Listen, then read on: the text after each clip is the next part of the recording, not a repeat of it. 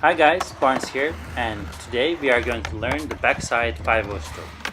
Backside 5-0 stall is basically a backside kick turn, but you are doing it all the way up on the coping.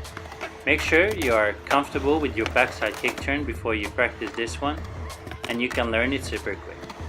So as you go up the ramp, make sure you have enough speed to reach the coping. As your truck connects with the coping, shift your balance to your back foot and put a slight pressure on your heel.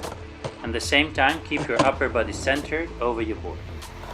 Hold your balance on the back truck, and when you're ready to drop in, drop your shoulders back into the ramp and shift your weight to your toes and complete the rotation.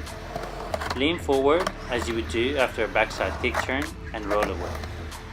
When you do a 5-0 stall, you don't have to spend long up there balancing on your back truck. Just have a nice rhythm to it and it will look natural. So that's all. Practice, practice, and have fun. Thank you guys for watching. Stay tuned for the next trick on Thursday.